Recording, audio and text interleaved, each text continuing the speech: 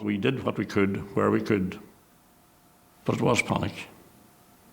Turned round then to the right, and there was some lady was screaming about her husband, see him, see him. He was buried under the rubble. And along with 3 others, we pulled the rubble from him and got him out of the rubble, and turned out it was Jim Dixon. Just be careful, like.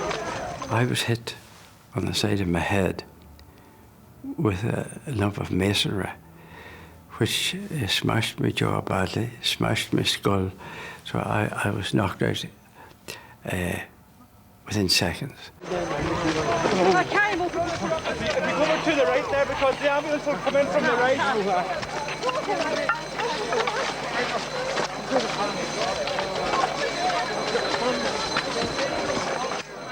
My next recollection after hearing the initial noise and being thrown forward was actually being pulled from the rubble by several people that were there that day, people from the UDR and members of the public who happened to be gathering for the 2-minute silence. And I just remember being pulled out and put my hand in my mouth and couldn't feel any of my front teeth, and I couldn't feel my left leg at all. It's quite a bizarre feeling when you can't open your eyes and you can hear the noise and taste the concrete and grit. It's just those sorts of memories stay with you.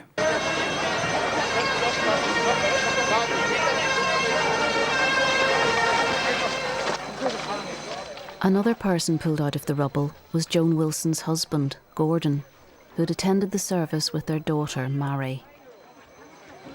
I know he was taken out and set at the War Memorial on a little seat, and he was still wondering what was happening to Mary, and I think he was shouting at the army men and those who were helping that his daughter was in there and she was in great trouble, and please get her out and please help her.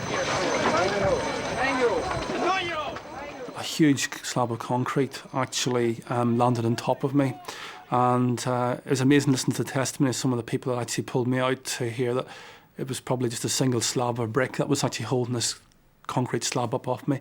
It took 4 or 5 people to actually move it.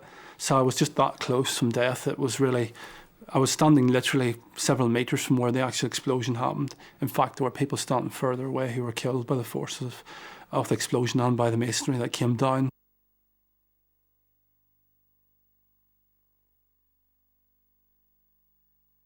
For some reason I was holding onto the fence, which maybe had been bent down. I was holding onto it, and I was under the rubble. I was determined to get out, and I just tried myself pulling once, and then I couldn't get out. And then the next time I pulled myself out, for some reason I don't know how I got out, but I tried to pull it out in all my strength because I wanted to get out to see my mum and dad and how they were. And then I took all the rubble. In for him on this day, while he attended the Remembrance service, was David Bolton. Somebody came along and said that there had been an explosion at the War Memorial, that it was a small explosion and that nobody was hurt. And I suppose my alarm bells began to ring a little bit then, because you always fear that things might be worse than they seem. Just down the street from the Methodist Church, news of the bomb had also reached the chapel and had interrupted Mass. It was the end of Mass, and actually the curates and I had a consultation, and we said simply that we weren't sure of the extent of the tragedy at all, but we realised from what we were hearing from people coming along the street, and indeed from people who were present, who actually were there, maybe to lay a wreath or in an official capacity, the rumours, we felt that this was bigger than anything we expected, and therefore we had to make a statement there and then to the people to say, look, something enormous has happened here. And I used that phrase, I remember very well, this sounds like a massacre of the innocents. Soon, news of the bomb was spreading quickly, and it reached Alberta Quinton's daughter, Aileen, at home in London. And I just remember a news flash about a bomb has gone off at the War Memorial in Enniskillen in Fermanagh, and it was You know, those news flashes are just so quick, and it's afterwards you sort of think, did that really happen? It just seemed unlikely. But I just remember thinking she's going to be so, upset, just at the sacrilege of it. My background is in social work, and I worked at that time with the health service. So I used the telephone in the church hall, and I rang through to the hospital and spoke to the senior administrator there, Norman Hilliard. And I said to Norman, I hear there's been an explosion. And I said, what are things like? And I knew immediately there was something wrong, because Norman wouldn't have been there normally on a Sunday morning. And he said, it's bad, you'd better come up. At the Erne Hospital, where the explosion had been heard, the staff had quickly implemented a disaster plan to deal with the injured. First ambulance that came back, I think there were 2 or 3 patients who were brought in who were all seriously injured. And we asked the ambulance men at the time, do you know what's going on? And they basically said, look, there's been a bomb, there's debris everywhere, there are bodies everywhere, there's people running around, it's mayhem.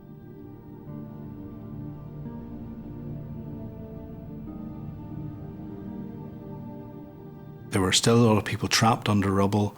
The walking wounded were being segregated down there at the scene, and I think there were quite a few people who were at the parade who had medical or paramedic type of training and were actually giving some assistance at the scene. So they were almost triaging at the scene and allowing us then to deal with the more seriously injured as they came in the ambulances, and they prioritised them then.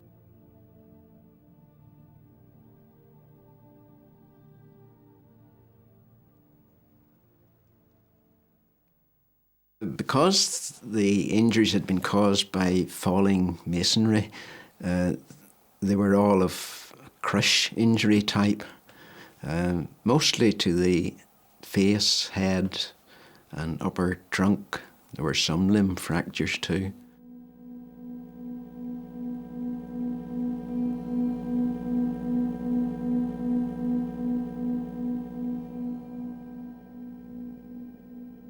I knew by now that this was probably quite a bad situation.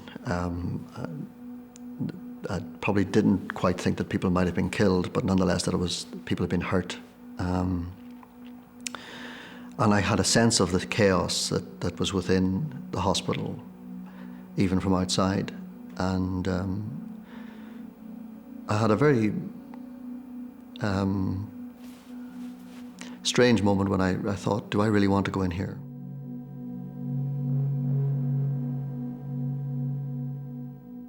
I think the hospital was a kind of a paradoxical scene insofar as there were large numbers of people.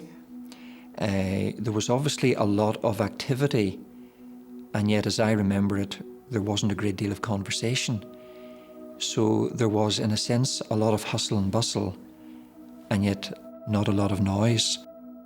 People standing around, almost transfixed by what was going on around them, seemingly unable to know what to make of it all and what to know what to do and so on. So it was really an incredibly strange and bizarre and frightening experience. I knew that I should look out for Wesley Armstrong, and I knew that I should look out for Gordon Wilson and Mary, and in fact I did find Gordon eventually. And he was on a trolley, and I barely recognised him because he was covered in dust and his glasses were gone. And I remember saying to him, boy, am I glad to see you. And he says, and I'm glad to see you. But then immediately said, where's Mary? He says, Mary was with me.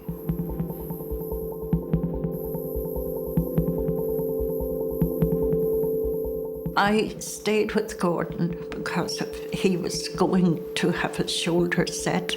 But we were asking all the time and receiving news of, Johnny McGaw is dead, Billy and Nessie Mullen have passed away. And really it was getting more and more distressing news by the second. I couldn't believe it. And still there was no word of Mary. By now, relatives of those who'd been at the war memorial had arrived at the hospital, anxious for news about their loved ones. I didn't feel any panic about worrying about Ronnie. And even when we found Ronnie and saw him, it was as if there was a calm had taken over. But Ronnie Hill, the headmaster of Enniskillen High School, had suffered serious injuries. Well, he was on a hospital trolley, or whatever you call the things that they wheel you about on, and he was lying flat. He was covered in an old grey dust. A wall had fallen on him. It's understandable that he'd be covered in grey dust. He had, where his eyes were, it was like two plums. He had two black eyes, and he just was like an old man. Along with Jim Dixon and Stephen Ross, who had also suffered serious injuries, Ronnie Hill was airlifted to Altnagelvin Hospital. I think facially and outwardly I looked all right, but the thing is, injuries that I sustained were mostly internal. Most of the bones in my left leg were very badly broken and fractured, and it was basically like a jigsaw by that time. I got to hospital, and my front left foot had been dislocated from back to front.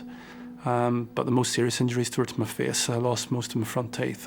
All the bones in my face were completely impacted, and I had to be pushed back from the outside, so the pain I was in was quite substantial. Back at the Erne Hospital, one of the last people to be located amongst the injured was 20-year-old Mary Wilson. Sister said, "Come in. Mary is in this room. Her heart is beating, but only just." So we went in, and there was my daughter, healthy, cheery girl who had left in the morning, full of life, full of hope, lying with various wires, and I just looked at her and I could not believe it. And I kissed her. And Julianne and I spoke to her, and I think until the day I die, I'll see her eyelids flickering. And we stood there, and then Sister took my elbow and said, "Her heart has stopped beating."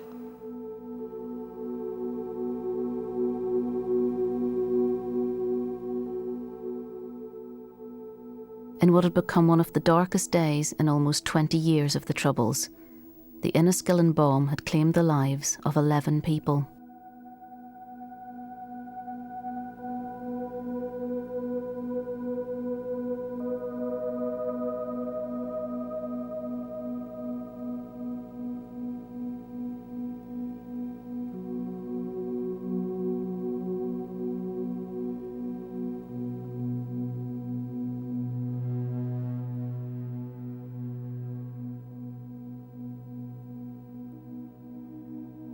As the people of Enniskillen tried to take in what had happened that morning, it was becoming clear that life in the town had changed irreversibly. The first thing that struck me was the silence. The silence in the town was terrifying. You could see coming over the horizon the type of division, the type of aggressiveness, the whole thing was going to be pulled apart. I could detect it. This community had gone from being unknown, a place that you passed through on the way to somewhere else, to being the centre of world attention.